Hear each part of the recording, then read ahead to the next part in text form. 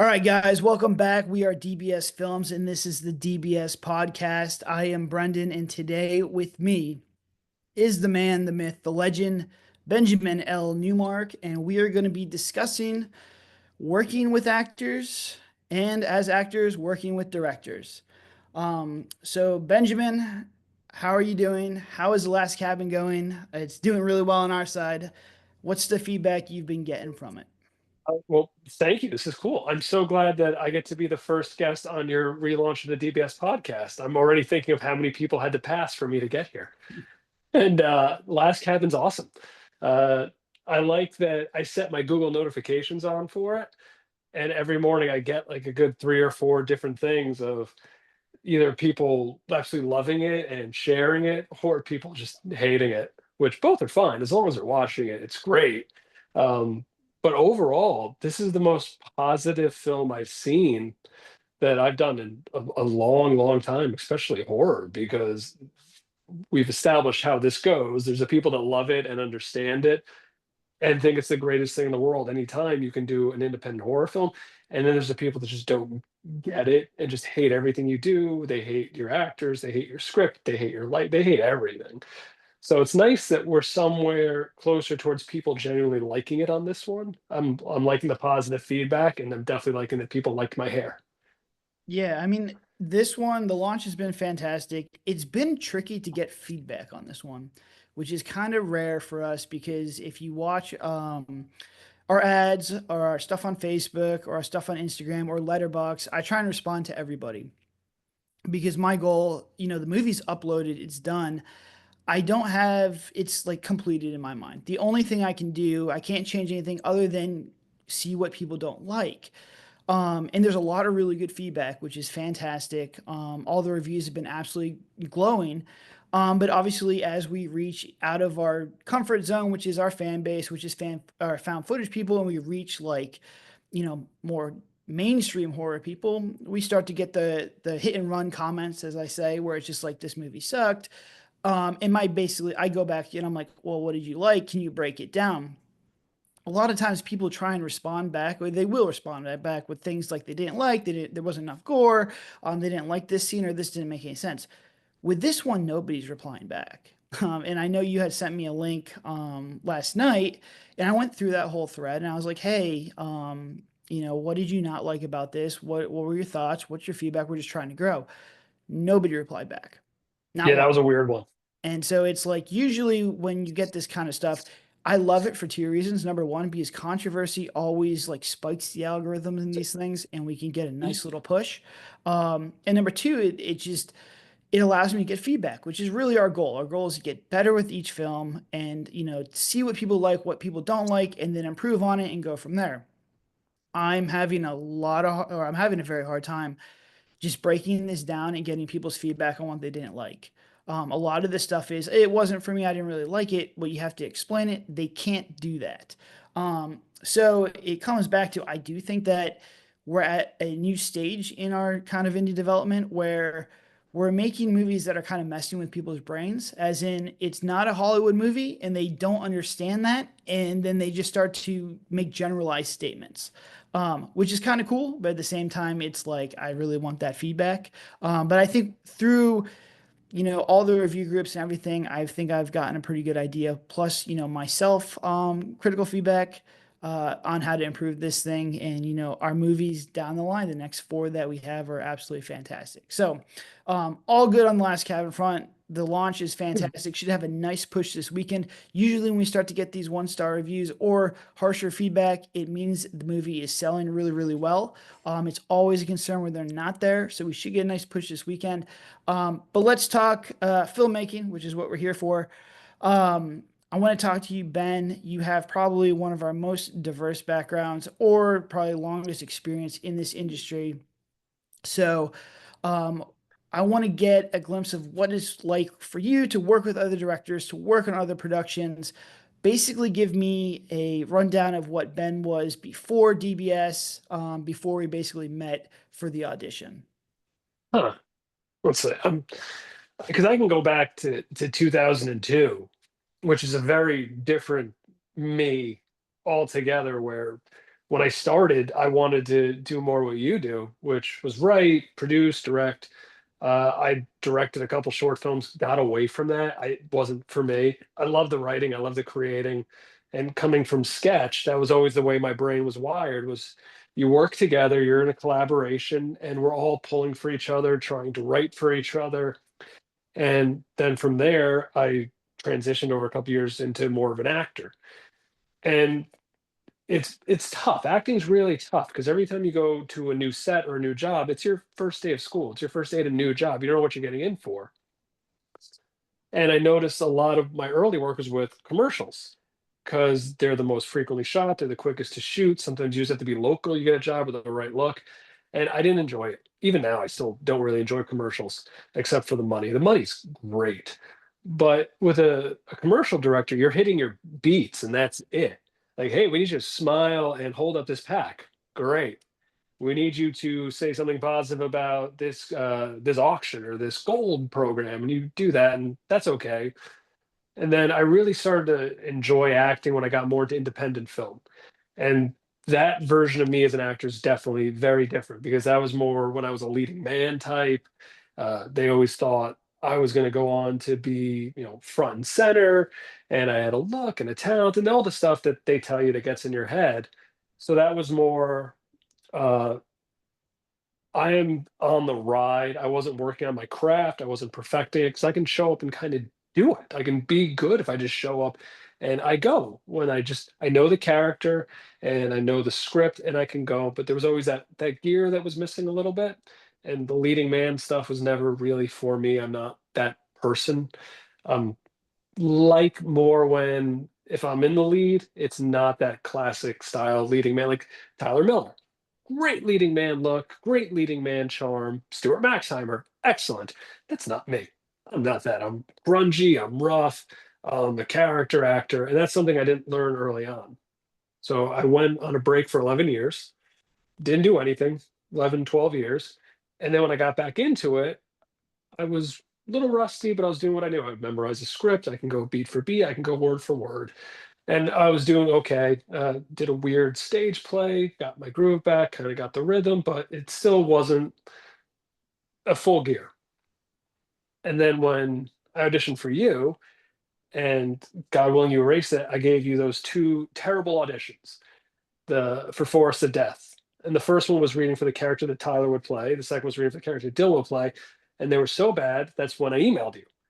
And I apologized for the terrible auditions. And then I asked you about another character, Roger, who you stated was like a creepy older guy. And I knew that character. It's Crazy Ralph, diehard Friday the 13th fan. I know that character. So sent you that email apologizing for my terrible audition, saying I could do better with this character. Can I please do it? And you're a man of many words when you said, go for it. So I had to go sit on my balcony, using the light from the candles to keep the mosquitoes away because the kids were sleeping. I gave you Roger. And it's because I kind of knew that character. And you just wanted a Southern accent. So I gave you my best Southern accent, gave you Crazy Ralph. And that was the first time Roger ever showed up. Second audition, same thing. I had to find a place to hide, which is my bathroom, which I'm at now. And again, didn't have the greatest lighting, to which I guess kind of worked because that seemed to be your favorite thing was that I used the mood lighting. And that was the first time we created Roger. It was just a character I felt comfortable with. I knew it. And when we went to go shoot Forest of Death, I remember driving up to this creepy location you got. Really thinking like this is probably gonna be the last time I get to do this. Like I don't know how many more roles I'm gonna get. I don't, I felt very lucky and fortunate you cast me because I didn't think I was gonna ever do it again. Like I did Parch 3 and then nothing really except a couple shorts. So I thought I was done. Like it wasn't for me, it wasn't clicking. I tried. And when we did that first scene in the woods, and it wasn't fully there until maybe like the third or fourth take. You just wanted me to do something really weird. So I went into like the laughing about the city boy pissing his pants. Yeah. And in Yeah. that moment, it took me back to 2002 when I started in sketch. of, oh, that's right, you're supposed to kind of break the rules. So you can like deviate a little bit. And then we did the second scene, which was the introduction. And so I, make him a little bit creepier.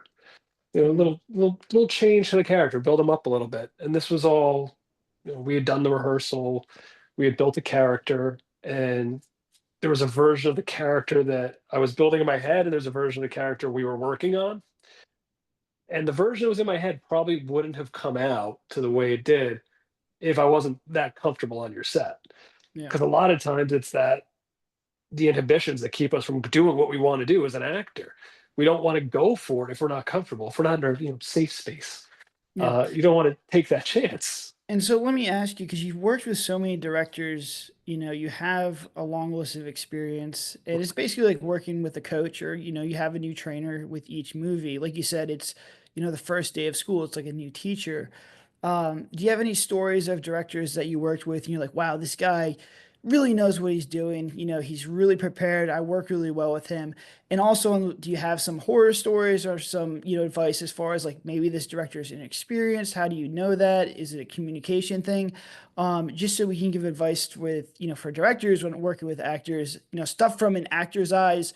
What do you want to see and what kind of do you, want to not see on a set? Well, the worst directors are the ones that kind of have the God complex. And they can be great. Like they can make great films. I don't work well with that. The writer directors that believe that their word is the gospel and you have to learn it and say it exactly how they want it never works for me because I think that takes away from the way I like to build a character. And I've done it. I've done a bunch of films like that where they said, we want you to learn it like this and say it like this and learn your highs, your lows, your beats, your emotions, where you're going to inflect, where you're not going to inflect, and even, your hand motions are choreographed and your blocking is done beat for beat. And it's okay. It's a lot like doing a stage play. And that's a good form of acting. There's a lot of Shakespearean actors just do that. I don't like that. I can never really embrace or fall into that. It's just not natural for me. And there's a lot of directors that are not of the level that they think they are when they're writing or when they're directing. And they're the ones that you got to say it this way, you got to do it. And you look at everyone who's all thinking the same thing of, but if I do this, it's going to be terrible. This is just not good. Let me do it this way. And it doesn't work out. Or the directors that, and as you do this over time, you start to learn that you can read the script, you can see the director, you know how much money they have, and everything they're saying is, we're going to change the industry. We're going to revolutionize the business. We're going to film this big scene. It's going to be great. And you can tell that they have a lot of pie in the sky aspirations. And then when you ask a follow-up question, that's great. How are you going to do that? Because I see it. Oh no, I've made a terrible mistake working with you. This is going to be awful. But someone like will use you.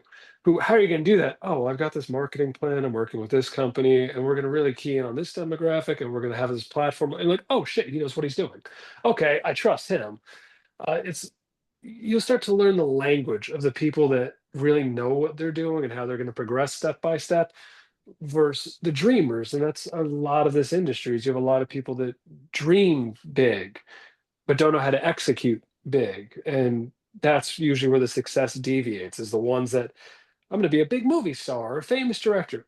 How are you going to do that? I'm going to do it. How? I'm going to do it. How? Going to get a camera and make a movie. How are you going to do that with a camera? Oh, this isn't going well.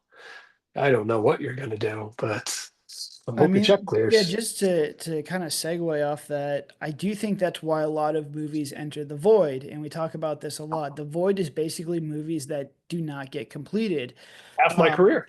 and I would say honestly, in the indie field, I would not be surprised if it's north of 80% of indie features never get completed.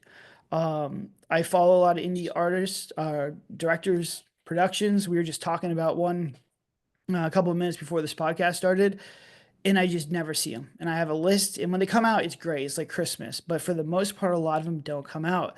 And to me, it's because everybody wants to make a movie. Everyone thinks they can make a movie, but when it gets to actual production, which is just basically chaos, it is the heart of darkness, making a movie while you're on set. is very, very difficult. For me, it's not very fun. The last day when we wrap it, it's completed. I enjoy myself for the most part there. I'm a nervous train wreck because I know everything that could go wrong because it's already happened to me. And I kind of segue, or I kind of, there's a parallel to business owners as well. Everybody wants to be their own boss. Everybody wants to own their own business. But when push comes to shove and you see how much work is involved, it's very difficult. And I think you brought up a great point where you talked about ego and editing a movie and uploading a movie and putting your art out there to people is the biggest ego check of all time. Basically, I have to wake up every day and we have just with all the views and everything we've done, my whole inbox is, 1 stars and harsh reviews and critical feedback on myself. Um, and you have to go through that. And you have to navigate that because if you don't, you're not going to get better. I just put my head in the sand and not read or respond to anybody, but that's not the way we operate. It's not how I run the business. So I do Yeah, think that, I send you 1 star reviews as a hobby. yeah, no, and the thing is, like, I'm at this point now where it's like, this is feedback, and I get excited for the 1 stars, because I already know that the movies that are more controversial or lower rated movies are actually our most profitable movies, which makes no sense at all, but it's how the world works. And also it's how to get feedback. So we get feedback once again, it's very critical. But I do think there's a lot of people why they get lost in the void is they have this image in their head of what they want this movie to be, and they're faced with the reality that it's not that, and that just it breaks them. And then once again, uploading to a major platform or streamers and getting actual feedback from not your friends and family also breaks people. So it's just something to kind of go in mind with is that you really have to remove your ego because even if you're working with actors and you have an ego, it's you're not going to get the best product. And so I think I that's think something you brought up uh, is very important. I think a lot of it is also the dream killer aspect of it. And I actually started sketch and stand up. So the first couple of years of my career, I was a stand up comedian. Not great. I did okay. But what you see a lot of the time is the people that talk it and then they get up there and they can't do it. And you have people that you see their first time and it's their last time. You have people that are, I did it once 5 years ago, I'm trying it again, and then they run away, kills their dream. A lot of times people with film, they make it and they look at it and go, oh my God, this isn't good. And there's so much work to fix it. And that's when they just delete it and walk away and it's gone forever because I can't do it. If I don't do a good job, it's over. I didn't realize how much work it is, and they're just not going to admit it because they're not going to let that dream die. They're going to continue to talk about it and spend it. There's things I shot all the way back in 2006 that every now and then it's like it's coming. No, it's not. And just the last month, 2 things that I shot last year or 2 years ago, officially dead. It'll never see the light of day. It's in the void, and that puts it at like 65%, maybe 70% of my career has gone directly into the void, including some of those wonderful larger films. Yeah. And so, I mean, I think that that's just something like removing ego. I think it really comes down to like my philosophy in a nutshell is I have no ego. The best idea wins. I don't care who says it or where it comes from. And my goal as a director is basically taking my vision of what I have in my head and delivering it to the actors as quickly as I possibly can. So this is going to segue nicely into Roger and Forrest Death, and how he kind of created this character. And I am big on pre-production. Anybody who's worked with me knows the amount of pre-production work that I do, and with each movie set, we do more and more. I like to have 6 to 8 weeks with the actor, 1 or 2 touches a week, for about an hour and a half, 2 hours. So by the time we're basically getting to a movie shoot, I will have worked with that actor about 15 to 20 hours outside of shooting. And this is for a few reasons. Number one, it helps me write the scripts. Our scripts are fluid, they're dynamic. Basically, I'm constructing them as we go because I like to talk to the actors and I like to get their feedback and I incorporate that in the script. The second reason, basically, too, is when you're on set, everything is super fast, right? Especially on an indie set. you're basically this, if you're the director, you're the CEO of your project. And it's like making and starting a business in 7, 10, 21 days, whatever you're working with. You have to be the guy in charge of budget. You have to be the guy in charge of managing people. You have to manage actors. You have to manage crew. Everything's going wrong. Catering. You just, yeah, it's to sit down and to be able to talk to an actor and work through to really work with an actor on set is rare. I maybe do it for a couple scenes that are very, very important, but for the most part, our work is done in pre-production. I always say my goal is to get the actors to know this character so well that if I don't make it to set, that they can self-direct themselves and basically get a movie. That's the pre-production work that I want to do. There will be a day, hopefully, where I can sit down like Sorkin and, we have one page to shoot and I can sit there for 12 hours and work on facial expressions and do different takes and really work with the actors. But where we are right now, it is run and gun. We are shooting 12 pages a day. So it's very, very quick. So, Ben, when we did Forest to Death, this was like I even do probably twice as much pre-production now than when we did this, but I want to kind of go over how we kind of crafted the character, working together, how we kind of got to that point, and then the various iterations that this character kind of went through. Because just to start, and this is just a placeholder, it was a guy who needed to deliver. So this is coming from what I wanted from this character was somebody to deliver the lore. I knew this was going to be the trailer, so it was important. It was, excuse me, it was important. And it was also basically the Harbinger character, the gas station attendant, saying, "Hey, you young kids, don't do this." So that's what it started from to what it became, which is basically a DBS cult phenomenon.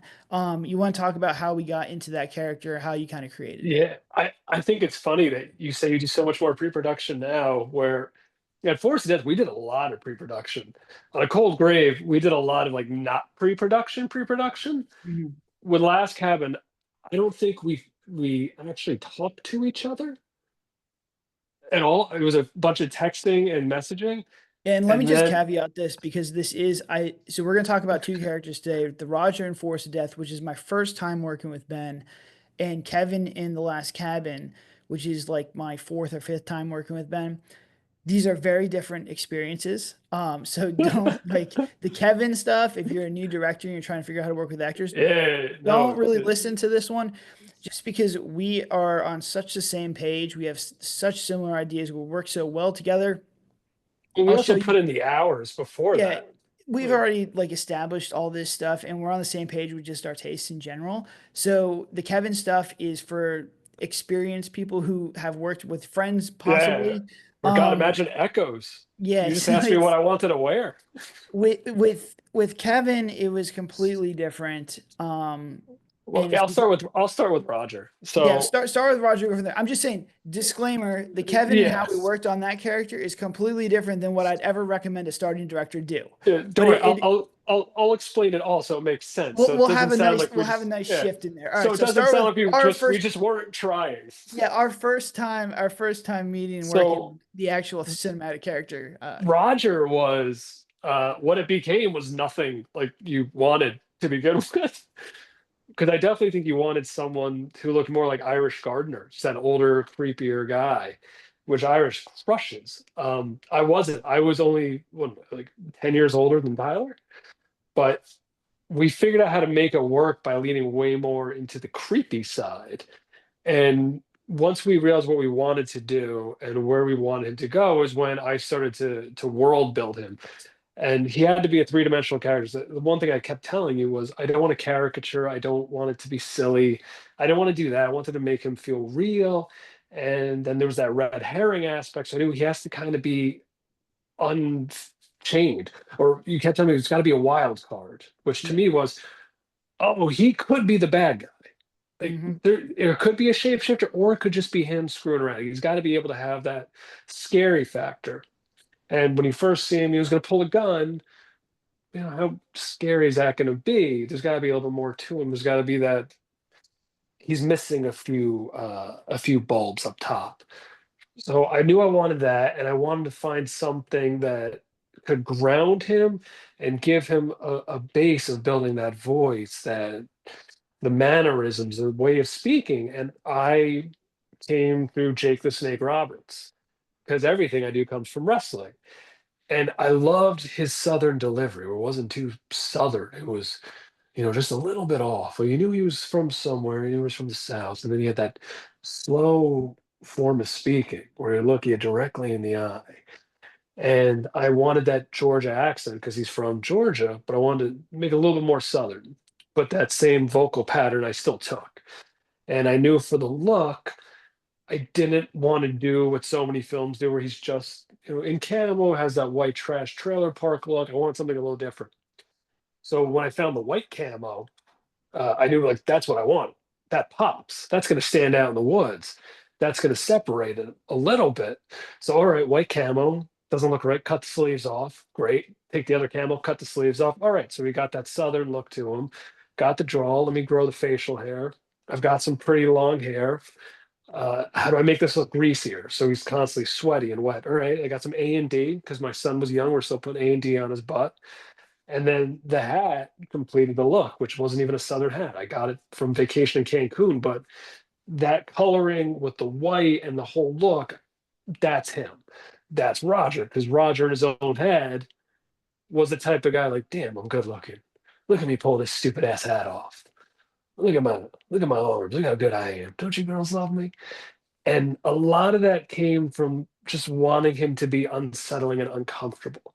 And I knew if I could have that little creep factor to him with a little bit of charm where you're almost uneasy, I knew that would be something that could bring people in. But the twist came when we were going to do the fire pit scene. That was the big thing. That was literally the moment that changed my entire acting career. Was a couple hours before the scene, just hanging out with Dylan, watching Moon Knight, and Chloe came in and she just started asking me random questions about my wife. I started talking about my wife and looking at the script, thinking about my wife, looking at the script, thinking about my wife, going, oh, that's what's missing from this guy. Because even though we shot a day, I felt something was missing from him. And if I never found it, I probably would have been fine. Once it hit, I think that's really what elevated him to was when he could have that heart and we could ground him and make him real. And that's when I started talking to Dylan and said, hey, I think I have like, how well do you know these guys? Like, if I just do my own thing, like, will I get fired or what do you think? He's like, oh, no, I think you're fine. I was like, all right, because when they say action, I'm just going to do something. Like, are you okay with it? And he's like, oh, okay. I was like, all right, I'm just going to do it, see what happens. And that's when he went and told you what I was going to do. And so I think this story is really cool. And it's definitely a DBS classic because I think it's twofold. Is usually now in pre-production, I will send off every Sunday the updated script, the story Bible with all the master sheets of what all the characters are and the lore of the story, but also my honest feedback on myself and what's wrong with the script. And I didn't really do this before, but I kind of kept a running list. And one of the things was this conversation with the fire pit. It did need to be grounded and it needed to be relevant. And he needed a reason to really not trust these woods and also be sort of a broken character. And I know in the script it was his sister who was taken. No, it was, And I think the first version was actually a cousin, and then you changed it to a brother. yeah, so it was like he lost a family member, but none of it's like it doesn't have like that primal thing of losing somebody that you love. And it's so simple. It's just, and nobody saw Yeah. it until really you got there. But it goes back again to egos. I could have said, no, I want the cousin. That's what I want. You can't change it. And I do not like surprises on set. One of the reasons we do pre-production is basically so we don't have any surprises on set because I don't want to be having all these setups on the scenes, going very fast, and the actor's like, "Hey, I got an idea. I want to try this." It's great to do that in pre-production, but that's the place to do it. I don't like surprises because they slow things down. And I may not have an ego, but actors, some actors are a little bit more delicate and you have to use certain, gloves on them to make sure that they are happy because acting is extremely difficult. I give them all the credit in the world, but there's certain actors, like we'll go into how I work with Ben versus Kevin versus actors that, need a little bit more guidance. Um, but this was fantastic. And also kudos to Dylan because he ran over. He's like, hey, this guy's going to do something. But I also let this run because I knew what we were about to do. Ben had an 8 minute monologue, right? There's 8 minutes of him talking. I knew I was going to get 12 to 13 takes and just let him go. I was going to focus on getting him on the camera in this beautiful fire pit scene because fire is also fantastic. And I was just going to get reactions to the other characters freaking out or just looking uncomfortable. And I knew I didn't have to edit him. He had no one else really working with him. The actors had like throwaway lines. I was going to let him run and say whatever he wanted to say. So if he came in here and his idea, because I didn't know what it was, Dylan didn't tell me what it was. He's like, he's got something. I'm like, it's fine. Let's see what he's got. This was a cinematic movie. If this was a found footage movie and he came to me, I'd be like, no. I'd be like, absolutely not. Um, but it was, the moment of fate that we were able to do that. And I got 12 8 minute takes of Roger saying a whole bunch of crazy shit. And it was the most fun I've had editing of all time because I think your monologue in the movie is 3.5, 4 minutes. So we took almost 90 minutes of footage and got the best stuff down to 8, and it's absolutely fantastic. Um, but I don't think that would have came together if, I didn't give you the freedom to do that. And also you came up with the idea. It's a fantastic idea. Yeah, I like that. Well, there was actually a part of me that was hoping you would say no or edit it a little because it wasn't, I didn't have it all in my head. Like I had little tidbits of what I wanted to say, what I wanted to do. And I remember giving you like, I'm gonna do something a little more personal. And you were like, okay, let's see. And you were just like, okay, let's see what it is. And I remember taking like a really deep breath. I think I chugged a little bit of a White Claw. And the moment you said action, it kind of blacked out. I don't really remember that first take at all, except I remember when it was over, I had a really dry mouth. Uh, Chloe and Tyler and Stephanie were clapping, and I looked at you, and it was the first time I saw you have this weird smile, like really creepy. And you're like, that was some good shit. Can you do that again? And I very much remember saying, I don't know what I just did, but okay. Yeah. It was that moment where you finally fully broke the character. You know who he is. You know what has to be done in a scene. You know the context and then the true motivation and the scene progression. And it was just, I'm in it.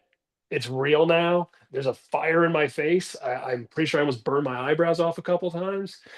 But yeah, that was that moment. I think I was searching for most of my career of, oh, that's what that is. Oh, Yeah. that's good. I like And I that. mean, it's fantastic. And I think like one thing is the advice or how I kind of look at it when I'm working with actors is try and figure out, do they need to warm up to get to where they need to go? Or do they have only a couple takes in them? And I've worked with both these actors, and you have to kind of flesh this out because if you ask the actors, they're not going to give you an honest answer. But you are an actor who needs probably 2 or 3 takes to get into the character and to get the flow going, basically. Yeah. Plus, I As always say you and the I felt bad, first yeah, take doesn't count. I felt bad even cutting you off because even as you're going for the 90 minutes, they were getting better and better. And then there's actors who do really emotional scenes. And if you do, like, for example, Jim in Horror in the Forest, we had that suicide scene. It's a very intense scene. I don't want to do any more takes than we have to. Like 3 or 4 is like max for that because he's pulling from dark places, and you don't want to have, you don't want to put this guy through, it more than he has to. So, you have to kind of think of that stuff. But, as we're working with Ben, I don't want to say cut or I don't want to say don't do that because I want to see what he's going to give me. Once again, like the film, the way we record, we're not on film, so it doesn't cost me anything. So I can let that camera roll. And as we're rolling it, I don't know if you even remember, you went on these tangents against Bitcoin, on against like millennials and Gen Z, and they're weak Nope. and like all this stuff. Don't And remember I any of still that. didn't like none of that's in the movie because my personal opinion, is just all over the place. But I let him go because as he was going, he did the shapeshifters can come up and snap right at you, and he did like a motion with his hand. I'm like, that's perfect. That's gonna be how he dropped the beat in the trailer. Then you started to talk, about the woods and the lore, and it got better and better. And I'm just looking because it is cinematic. I'm looking for little pieces that I can use, but I don't go in there saying, "Oh no, you screwed this take up, start again. No, you screwed it, you start again." Like it did. I let it breathe. I let him give me as much as I possibly can, and he did. I mean, the performance was fantastic. Um, and Yeah, that's that's the kind of other the thing op about. that's the opposite of Kevin. But I mean, that's like how did you feel with that? Was that too much rope for you, or you feel comfortable? Is that your kind of your style? No, that's kind of what I feel like my objective is. Like that's what my job is as an actor. And when you're doing a film is to give you variety. I think it's a good form to do the first take. Let's use the script. Let's get the coverage. Let's get what we need. The second take, play with it. All right, the third take, we're in it. Like this is take three. We know what we have to do. Let's make it real. That's why, 3, 4 takes is usually the sweet spot for me. Plus, the first take, I'm usually not trying. I want to know what you're going to do with the camera, what other people in the scene are going to do, who's going to move. It's not that I'm not trying. It's more of a, it's my layup line in a basketball game. It's all right. There's the hoop. This is me running. Here's how I feel today. Second take, all right, we're going. Third take, I'm in. Third take's the blackout where I don't remember what's going on because you're just in it at that moment. So with a scene like that, knowing that, all right, they're not going to use all of this. So I'm going to go and say whatever I want. They're going to use a minute of all of this. And you're just going to go until you hit all the markers you have to hit, until you can find a way to button it up and make your exit. So we'll just get there a couple different ways, and whatever works, he's going to use. He's probably going to edit this down to a minute because it's going to be the trailer. So this may not even be in the film. Let's just go for it and see what happens. But after that, from the rest of that movie, almost everything we did was off script. Yeah. Pretty much everything Roger from that point forward into a cold grave was just what's this moment, feel it, do it. You want to tell him $20 for piss water. You Yeah. want to talk about this guy's girlfriend, like whatever we're going to go with, like that's just Roger at this point. And I think Roger definitely shaped my career as a director because it definitely allowed me to lean into improv a lot more. If you watch our earlier stuff before Cabin 13, basically it was we stuck closely to the script and the actor said it. And if we didn't have any focus issues or there's no camera issues, we went with that take. The problem was that when you're editing this movie, you have a lot of coverage, but it's four of the same shots of the same thing. There's no variation. And now it's like in my head, and this is one reason why I recommend if you're a new director to learn how to edit, is because I could edit in my head. I'm keeping the takes that I want to keep, in my head. And so I'm like, all right, let's get two good ones where I feel comfortable. It's similar to the script, it's the vibe that I want. And then I try and get the actors to do a little bit more improv, or I try and suggest different things we can do so that when I go to the editing, table, because here's the other thing. What looks good in that little camera is not always what looks good on the big screen. Basically, I've done 18 movies now, and I can't tell you the best take. I can tell you what I feel is the best take, but most of the time it is not the best take. So you want to keep that in mind. You don't want to go to the editing table and have five of the same exact shots of them saying the same exact thing because you're only going to use one of those. It does you no good if you have the same thing. So get two, one really good one for safety, then work with the actors to kind of, give them a little bit more freedom or try different things. And I'll tell you what, that's usually the best takes that we do. Yeah, well, I think the editing that you do on the spot is what made a Cold Grave work because we didn't have a script, but we were able to know where we had to go for every moment where the story had to get to. And that was probably the most fun I've had since early in my career on stage because I was able to do a take and you were able to process it and, all right, that was about 2 minutes long. Can you cut that down to a minute? Remove this, this, and this. Bring that in. That was a good line. Make sure you say that again. Go. Then we do it again. Like, all right, that was like a minute 10. We'll probably get that a little bit shorter. Can you condense it? Just get rid of all that stuff. Just make all of this go away, but keep those three lines in there. Take a beat here. All right, go. And then by the fourth take, like, oh, we got something great. That's awesome. We did that with just knowing that Roger has to do this. Yeah. And that was, I didn't know you could make a movie like that and have it work, let alone get 3 million illegal streams in Russia. I mean, Cold Grave was an experience, and this is just a funny story because I was talking to a distribution because we have the big Festival coming up, and we were talking about Cold Grave, and I was like, I love this movie because we basically just put one guy in the woods, and it was like a theater play, and it was just a lot of fun to like play around with this and do different things because there was no real pressure on anyone to kind of do. I just like let the camera roll. It really was like an artistic experience. And the company that was watching it had seen Cold Grave because I pitched it to them before. And they go to me and they go, because I was complaining about the one thing I was like, because they're like, what do you think about this movie? I'm like, I love this movie. It's fantastic. I just wish I had another cut point. But I was like, it's only one man recording his journey. So you can't have a cut point. And they Yeah. go, you should have just had somebody watching the footage and you can cut back to him. And I said, It was, oh my God, that like, wait, do you remember early on?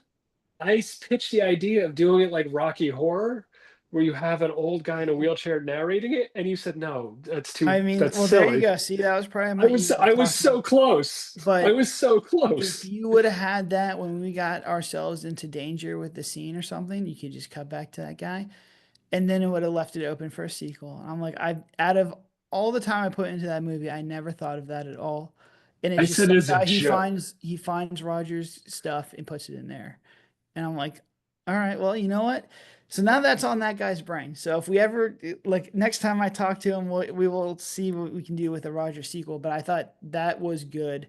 And that was the thing with Forced to Death is I knew I had cut points because yes, I have one camera running on Ben the whole time, but I had Chloe and I had Stephanie and I had Dylan and I had Tyler to cut back to, and that's what made that scene.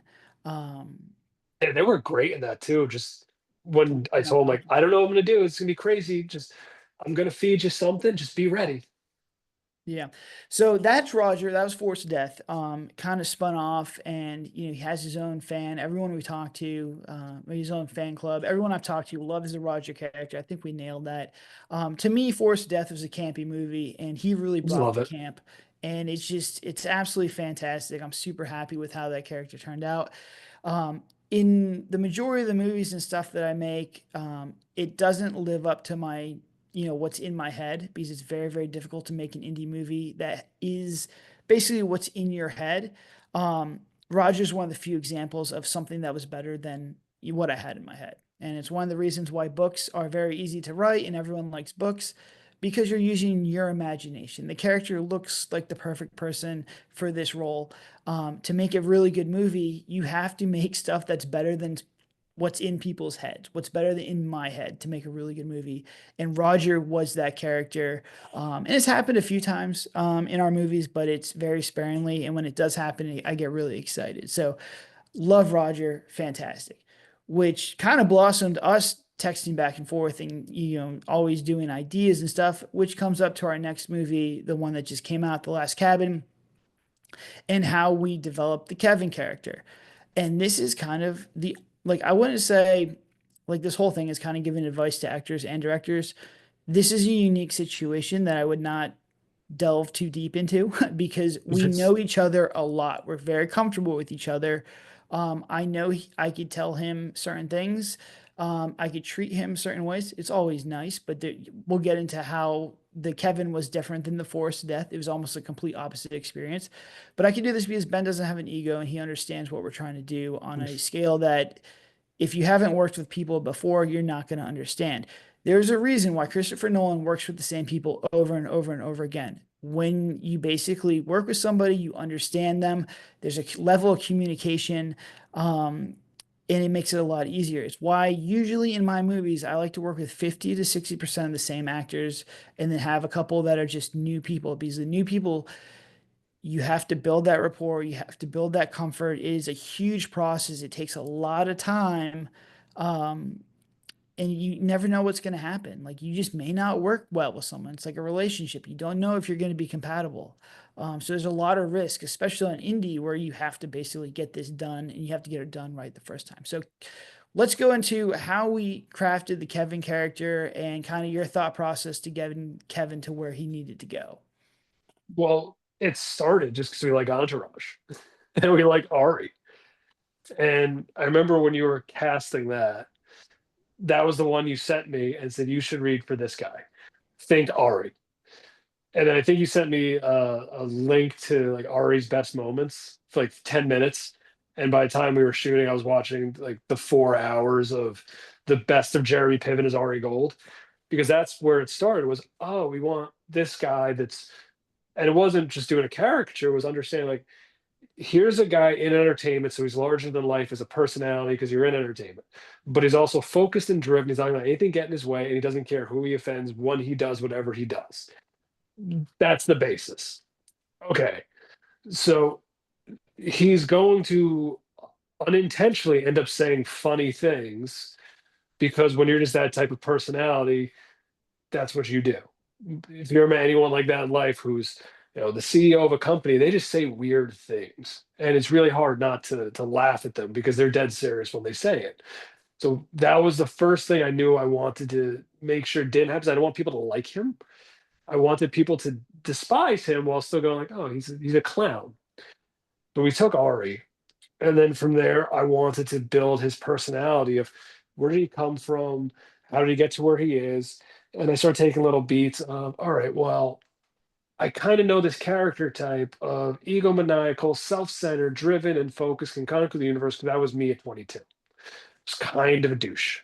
Not a big fan of me in hindsight from college days. Doing a lot of big films, just full of ego. So I took a lot from myself, and that's why I use my voice, which I don't really use my voice when we're working. I have to find a character's voice to build him because most characters don't talk like me. They're not from New Jersey. Kevin's probably from New Jersey, went to Hollywood, changed his entire look, got all the clothes he thought was fashionable, gave himself a sweet dye job and a little bob because he's just that type that whatever he's going to do is going to be fashionable. So I wanted to really bring that douche persona to the forefront. And the look of how I want to get there went back to wrestling. And I want a little bit of Ric Flair flair to him. So that's where I wanted the suit jacket. I wanted the ripped jeans. I wanted him to pop and stand out. And again, how do we do that? Well, bright colors. Wait a second. How am I dying? And when he pitched me the death is when I got super excited because I knew, oh, I'm going to bleed. I'm going to crack my head open. All right, so it has to pop. Well, I have dark hair. Blood's not going to pop on dark hair. I should go full Ric Flair. And Ric Flair always bleeds. And you know how you know Ric Flair is going to come out and bleed? He's going to wear white. Same thing as Dusty Rhodes and Hulk Hogan. If they came out in a white t-shirt or a white suit, something bad's about to happen. They're going to bleed all over the place. So I need to have a white shirt. I want to have blonde hair. And I want Tegan's work to really pop. I want whatever wound she's going to do, whatever blood she's going to do. I want that to shine for that moment. And I want it to get on the shirt. I want it to look as gory and as nasty and as violent as it possibly can. So the look was based off that moment of letting the effects shine, kind of using me as a canvas. So that's how I got the look. That's how I got the personality. And then we just knew what he was, who he was, what his goal was, what his objective was, where his relationship was with these characters. So he believes in hope could develop into something. Ben's a role player. He's a role player. So I understand my relationship with him. I understand my relationship with her. I understand how important this is. Let's drop me into this world. We know where we're going. We know what we have to do. Give me a little prep before the scene and let's figure it out. And that's exactly what we did. I've told the story a few times. I read the script the first time he sent it to me. I read it one more time to really get the feel for it. And then I didn't look at it again until 5 minutes before driving up to the cabin. And it's because I didn't want to memorize it. I didn't want to use any of use anything unless it was something that really popped out, which there was one or two. It's like, oh, that's a line that I need to say. That's a perfect line. I got to use that one. Don't know where, but I got to use that. And I know that's a lot of what you wanted was to come in, bring a lot of energy, cause some chaos, get the story to where it had to go, and make it matter. And I know we did the Scream thing where here's the next lead character. Let's introduce this big lead character. He's larger than life. He's running the show. He's telling everyone what they need to do. He's the guy that's going to go out and confront these people. Oh no, he's dead. Oh boy, where's this movie going to go now? Yeah. And And that's I think, yeah, I think what, like why I was comfortable with him basically understanding that the framework of the script, and it's basically twofold. Basically, I like the improv and I've worked with him before, so I trusted him. He's not going to do anything that's not, that's out of what we're trying to do. I'm giving him the lines to color in and he'll color in the lines. He's not going to go do other, crazy stuff.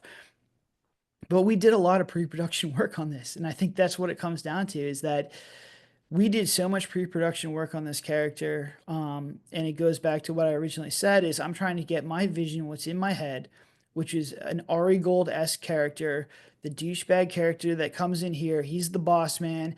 He's the reason these guys are, struggling and they're having a hard time. Their job is worse, yet, he's the one who's cutting the checks, so they have to respect it. This allows us to build with the characters. Everyone's had somebody like that, a boss in their life, so it's very relatable very quickly. He did a fantastic job. His condescending tone is fantastic. The other thing that I made very clear in our pre-production was that he had to keep them in that cabin. One thing with horror movies, especially our horror movies, is why don't you leave? And to me, I understand why audience members ask this question, because if anything bad happens, you would want to leave. It's realistic. They want realism. At the same time, if they leave, I don't have a horror movie, so you have to kind of suspend belief. But that you could say that till I'm blue in the face, and they're still going to say, I would have left. I would have left if, masked men show up. I would have left. Well, yeah, okay, I got that. Kevin's whole purpose was to make sure they didn't leave, and they also had a reason to film. That was the big thing. Why are these people filming this found footage movie? Because Kevin told them to. Why can't they leave? Because Kevin says not to leave until he gets basically. I don't want to spoil it, but he meets his demise, and then they're trapped.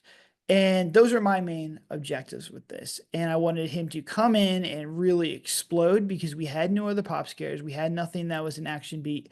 Kevin needed to be the action beat. So I really didn't care too much what he was going to say other than the lines that needed to push the movie forward, which is what we worked on in pre-production. Other than that, I wanted him to be chaos. I wanted him to be a tornado. I wanted him to just kind of go and take over the whole movie because I wanted Hope and Ben to just stand there being like, what is going on? There's people in the woods. We want to get out of here. And he is just going off on the pool and alligators and all kinds of crazy stuff.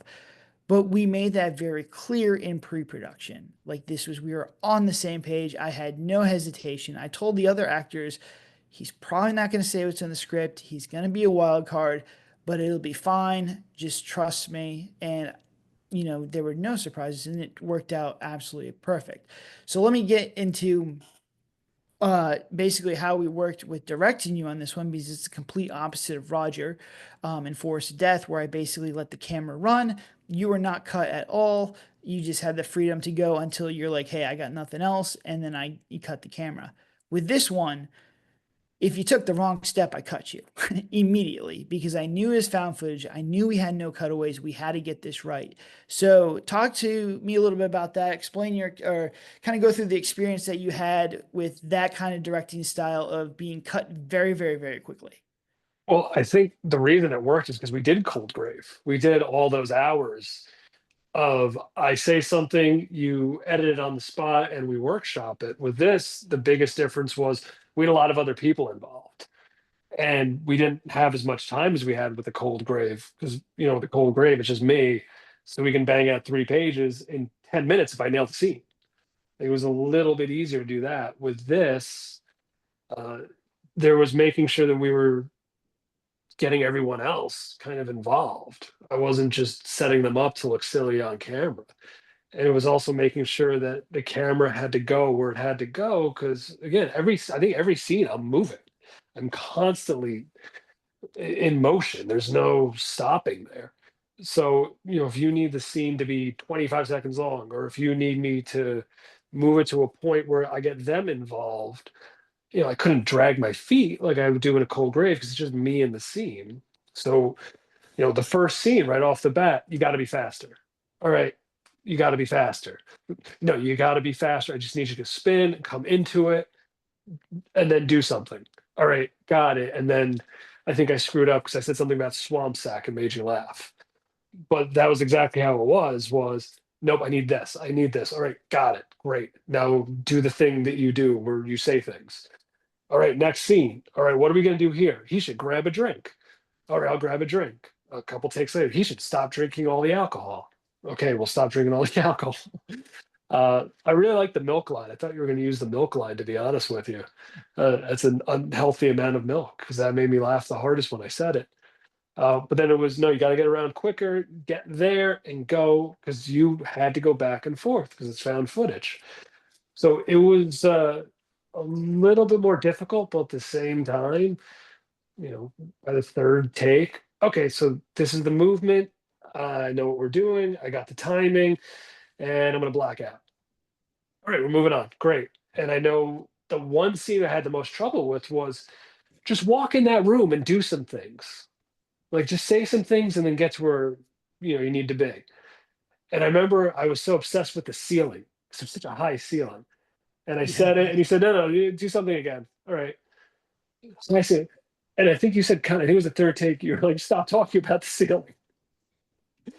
But I was just I was very focused in on that. But that was one of those where, okay, clearly we've worked together enough. I can do weird stuff, and if it's not working, you can get me off that really fast because I'll just space in on it. And that's a trust thing between a writer and a director, which you're both a writer, a director, and an actor where I can do something, and if it's not working, you can stop it and get it out of my brain, and then I can reset to getting to where we got to, which was, I think, a lot better. Plus, I got to drop the Meth Gator reference, which is sweet.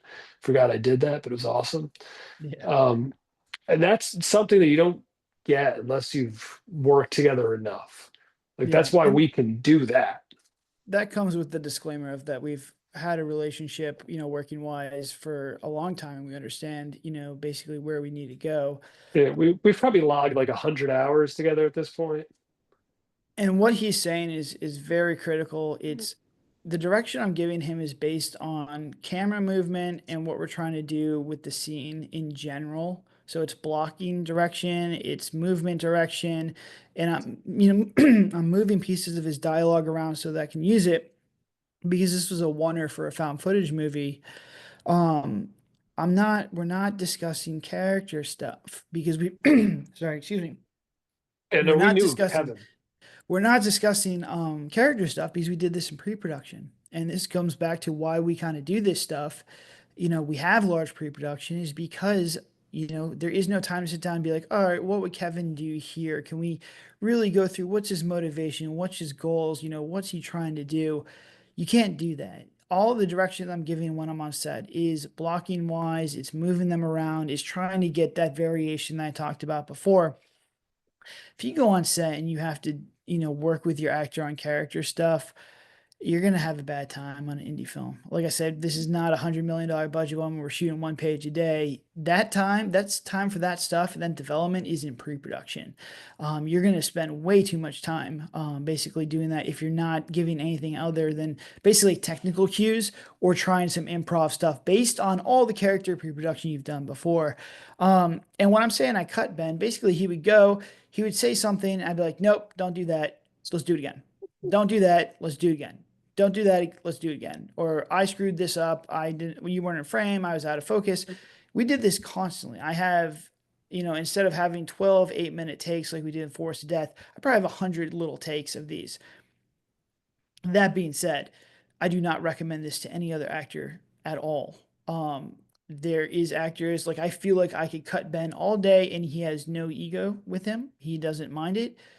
With other actors, again, especially newer actors, they will be like, all right, well, he's cutting me. I must be doing something wrong. There must be something wrong. And let me just tell you, as a DP and a director, most of the time I lost focus or I don't like where I'm going or the light's wrong. It is not the actor's fault. It's just for me, it's better to cut and reset so we can just keep this going. If I know I'm not getting what I'm getting or what I want, I just cut you. That means if you do that multiple times, you can start to see them kind of get a little bit more demoralized. They think it's them. And yeah, I can sit there and be like, no, it's me. And they don't really understand that. They think I'm just trying to make them feel nice. This is another reason we don't let actors watch their footage unless it's something really, really good or something really cool, because they will start to self-analyze. And once you to me, the best actors are the ones who can take down that barrier, that like glass that most people have. When the camera turns on me, I freeze up. There is a barrier between me and the camera, and it's not natural. The best actors can break that down. If that little voice in your head saying, I'm not good enough, or this isn't good, or the director's not happy, that starts to spiral and you get these stiff emotions. So I knew that wasn't happening with Ben because he's experienced, he understands what's going on. So I was able to do this. It was a choice and he understood that.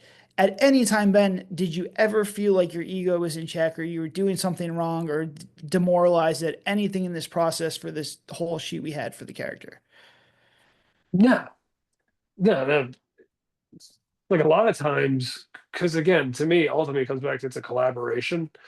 And I think that literally just comes from starting in sketch. That's how my mindset is. And that means you write for each other. You're always trying to make everyone around you better. So if I'm doing something like cut, no, like, all right, that's not working. Scrap that. Let me try something else. And it's the same way when you would write a sketch and you would open with two police officers walking to a bar. It's been done. Why'd you change to plumbers? Oh, two plumbers. That's a little better. How about a bar, donut shop? Oh, two plumbers in a donut shop. That's a little bit different. And it's just that constantly working through it to try and find something that, oh, this is what works. And when you get that moment of this works, okay, now I see where you want to be. I know where you want to be. I know where you want to be. All right, balls in my hands. Let me do my thing. Get it back to you. And that's pretty much how that goes, which is why, again, I become super selective with what I do. And at this point, I pass on way more films than any actor should. Um, but you just get the vibe. I've had so many films go to the void. I know the style of directors I like working with. Um, so I don't want to go back into one of those situations where I'm taking time away from my family. I'm not enjoying myself. I don't know how this performance is going to turn out. I don't know if they're going to finish this movie or not. I just don't have that confidence in a lot of things. So if something's iffy, I usually don't want to be a part of it unless I know that they've got a good history. I know that things can be taken care of. And when you find that right director, it's great. I worked with a Bo who came to the Cold Grave premiere on Dead Men. It was great. Very similar relationship. Or Mike, Michael Burns on Whispers of the North. It was like working with an older version of you, where he would say a lot of things that you say, but he would say in that more of a proper film set manner. So he wouldn't just cut me off. He would do like, all right, let it finish. All right, let's try that again. And this time, like he would do it more of kid glove style. At least when we first started. By the end, he would just say that thing again. But no, just do that again. And I think what you just said is like usually how I will work with actors and be like, hey, like I like that one, but we should try this. And this is what I recommend with you. You don't do what I do with Ben, where I'm like, nope, do it again, do it again, do it again. Because that comes from, trust and the fact that we're going to get the best product as quickly as you possibly can. With other actors, I just nudge them is kind of like how it is. Like it's like almost like momentum. I'm pushing them forward and then we're just giving them little taps back and forth to try and get to where they need to go. But I also let them color in the lines. Like I don't know if what's in my head is the best. And I don't want to basically restrict their freedom and their creativity. That it would do the disservice to the film. Well, to tease the next one with Echoes, Echoes of Evil, that was totally different too. We went back to cinematic, and there was moments there that you needed to have certain things said exactly for the shot. So that was the rare time where I'm not improvising. we're not deviating from the script. We're doing exactly what has to get done in that moment. Then we took, there's a few liberties in there. I learned Latin, just throwing it out there. But there were certain moments where we had that ability to improvise. But for the most part, with that one, we were pretty much on the shot list. Yeah. With the And intro, it's for that movie, what he's talking about is we had 3 or 4 minutes, and there was like, there's a lot of stuff because that was probably like an action scene, basically, is like how it yeah, is, where everything else before was like dialogue and you're kind of describing or you're moving the plot forward. This was like we had to do certain things within 3 minutes, like basically. So it is kind of like an interesting style, but we still, I let you have freedom. There was no song in that, in the intro scene. You started off singing the hymn, and I thought that was ooh, really good. And that forgot was about just that. you coming up with that. That was never brought up in anything, and it was really good. Um, I think the only thing that like we really talked about that I really wanted was like the opening Constantine where he like smoking a cigarette against the wall, which turned out fantastic. Um, but for the most part, like, when you're working with people, you just understand like the amount of pressure and basically the balls to be an actor is out of this world. I give them so much respect, that you have to understand that. And some people are more open to feedback, and other ones you just have to just be a little bit more gentle with. Um, but it should always come from a place of a high respect. Like I don't understand. I always remember we had a conversation with another director who was like, "You really just need to like." Be like Hitchcock and like put them in a cage and make sure they do exactly what you want them to do. And I'm like, that is like my complete opposite philosophy. I mean, maybe it Mm. worked for that guy. I don't know. I have to go see what he's up to. But for the most part, I don't think that's good. It might have worked for, in The Shining, but they're trying to get a specific character for that. And then also, I just don't think that stuff flies anymore. So, like, No, it's not my style. I'd rather amplify with creativity than kind of beat you down and try and break you into this character that is in my head. I'm hiring you for a reason. When you get the audition, you get the role. I'm hiring you as an actor because I trust you and I believe you're the best person to get this job done. And it's your job to fill in those blanks, color within the lines, and amplify the production. yeah, I've worked with some of those directors, and it's really been hit or miss for my career. Like I've noticed this run where I've worked with collaborative directors. I've been happy with every performance I've given. That didn't happen before, where I'd watch film and go like, I didn't really, that didn't work, but I knew all my dialogue. So I did that. And I hit all my marks and I did a good blocking, but the performance was stale. And I did a lot of those. And I think it was because I was trying or I was had to do what the director wanted in his head. And at that point, you're just a puppet. That's all you are. You're turn like this, look like this, say this way, take a beat, say this, beat again. And as an actor, you have to do it. That's part of the job. You have to learn how to form to everyone's style. For me, I can do it. I don't enjoy it. I don't know if it's something that I'll ever bring the best performance out of myself with. Your style, we just talked about four different films. There's a fifth one you cut me out of. Four films where the way we worked was totally different every time. And I never even thought of it, how crazy that is. Where, again, for Echoes, we talked more about the wardrobe than almost anything else because Mhm. we've done so much. Just here's what you want, here's what I'm gonna do. Cool. That was pretty much it. And that took me into working with Mike, where here's the character I'm gonna build, here's where I'm drawing inspiration from, here's what I'm doing, and this is where I'm going with it. And I can tell you that my first couple takes with him, because that, there's a lot of people on that set, and working with a guy who's, on NCIS and is on Fallout and Twisted Metal, like it was kind of intimidating. The first two takes, I did not do what I do. I stayed on script and I hit every word, and I was probably very awkward. Um, and I remember he pulled me to the side and was kind of like, "What are you doing?" Because at this point, he'd watched Forest of Death, he'd watched A Cold Grave, and he would ask me questions about it. He's like, "Yeah, I improvised the entire movie." He thought that was nuts.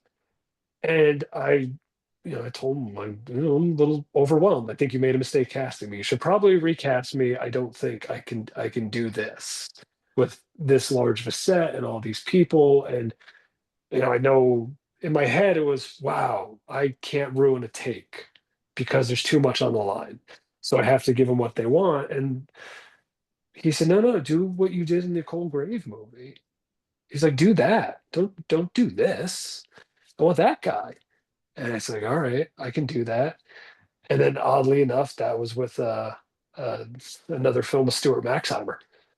And that character came to life as soon as he said that, as soon as he told me I can play and I can do what makes me comfortable. I was really able to create that character, bring that guy to life. And that came from, you know, working with you and finding that voice of, oh, I'm allowed to do this. I forgot that I'm allowed to do this as an actor. I can create on the fly. I don't have to hold on to this word.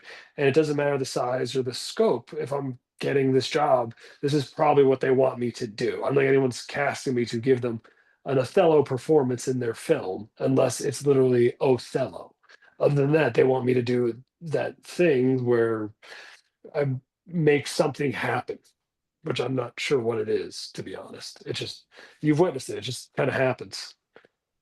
Yeah, I mean, I think that's just the key. It's just collaboration and, different styles and adapting. I have to, adapt to different actors. Each set is, different people, different styles, different ways to work with them in pre-production.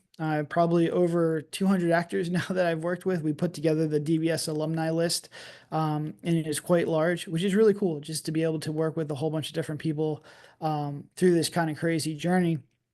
It's But weird how a bunch of us have never worked together, kind of keep in touch with each other. That's it weird. is wild. I mean, That once you're in the there's a type DBS that you alumni, cast. yeah. Once you're in the DVS alumni, your family, I always appreciate that everything, you just don't, until you make a movie, until you're actually involved in this, you don't realize how difficult this is on everybody. And I think that that's kind of a respect and a humbling that is number one, good for just making movies and understanding. And you'll get a whole nother perspective. Like I love indie movies. I only watch indie movies because I understand how difficult it is. And, it's a miracle that these things get uploaded, just your perspective changes on everything. So even if it's just a short film, I highly recommend you to take a camera, take your iPhone. There's stuff being shot with iPhones all the time. Edit it, upload it somewhere, and you'll just have a new respect. And you might have something that you're proud of. Which honestly, if you upload it, you should be proud of. No matter what happens. So we're going to end that here. I hope that you guys had some insight into an actor's eyes and how they kind of approach roles, with Roger in Forced Death and then Kevin in The Last Cabin. And I hope I gave you some information on just basically how I operate as a director, how I work with actors. Not saying my style is for you. You have to find your own voice. You have to find your own style. This is what works for me. If there's one thing, one parting message I could say is basically do your pre-production and just be open to feedback. The best idea wins. Remove your ego. Ben, do you have any last final closing thoughts on acting or ways to work with directors that might be beneficial for people out there who are either in the acting business or looking to get into the acting business? Yeah, understand your strengths, understand your weaknesses, lean into your strengths until you can build up what you think your weaknesses are, and understand early on from a producer, director, writer, the entire team, what their goal for you is. Whether it is to do a classical Shakespeare performance, if it is to stay within the lines, or if it's to just bring something completely different to the table. Understand that from the beginning, because that's your job as an actor. It's not to just do what you do. It's to be a chameleon and play whatever role. And I think the important thing comes when you remember it's a job. And a lot of the job is done before you're getting paid, before you get on set. It's creating that character, building that world, understanding the vision. So you're not on two separate pages. You don't want to show up to a film thinking it's a comedy and it's a drama. You don't want to get yourself into a horror movie and not expecting to, get bloodied and possibly get a concussion. You want to know what you're getting into right off the bat. So it's what you're prepared. You know what you're getting into. Also, I want to play Roger again. That was fun. I forgot how much fun that was. I mean, I'll tell you what, we got a guy now. I tell you, I'm gonna go talk to that guy again and see if we can get something going. I would like to do Roger as cinematic. I think that Yeah, that would be it's just a much easier movie to shoot. I think we could actually play around with it a little bit more because it would lend itself more to a theatrical performance, as in you can go and I could just have a ton of footage and edit it down. So that is interesting that like once again, this is why we do a lot of things and we're talking to a lot of people and we have all these projects because I never know what's going to pop up. And that was just a weird conversation that was segueing because I'm like, hey, basically I'm trying to shoot a EMP thriller in October. Like, where are we looking at for distribution? And that kind of like they're like, well, what do you want it to look like? I'm like, I want it to be gritty, like we did the Cold Grave. Oh, I saw Cold Grave. What do you think about directing that one? I was like, oh, it's like one of my favorite ones because it was so cheap. It was fantastic. It's our best ROI in the history of DBS. Miller So that, Lite or yeah, Miller High Life. that always is always Three really kinds cool. of cashews. So, obviously you're on the top of our list for any kind of project. I'd love to bring Roger back pending, we can get a little bit more distribution for him, which I don't think would be too difficult, Vanessa. That's such a cool story. You got to go to Russia. They clearly love me. They do love you in Russia. Yeah, that is a fun fact. The Cold Grave is our highest streamed movie on actual streams, on bootleg streams, on bootleg Russian YouTube videos, which is absolutely insane because I have taken down multiple channels of A Cold Grave that have had millions and millions of views. At this point, I actually have to go check it because I don't care anymore. If you want to watch our movies, please go ahead and watch the movies. If you did like this YouTube video, if you like Benjamin, if you like myself, leave a comment in the comment section. Let us know how we're doing. And if you want to support DBS, please, please, please go watch The Last Cabin. Let us know your feedback. I am on Letterboxd. I am on Reddit. I am on Facebook. I am here to open a dialogue. If you hated the movie, let me know what you didn't like. Just be specific, please, so we can improve. Our goal is to get better with each and every movie. Until then, thank you guys for listening. And just, I don't have a closing statement. What do you got, Ben? You want to close this out? Yeah, thank you for listening. Keep supporting independent film, independent horror. Every time you download or watch one of the films, you're enhancing an entire industry. If you're a type of person that likes the counterculture, that wants to bring down those corporate overlords that are holding us all down, watch independent films, rent them, dedicate your time, share the word. And if you like us, please go watch The Last Cabin until he decides that this is a good idea and he's going to do it again. He will see you next time on the DBS Films podcast. See, that was perfect. All right. Take it easy, guys. We'll talk to you later.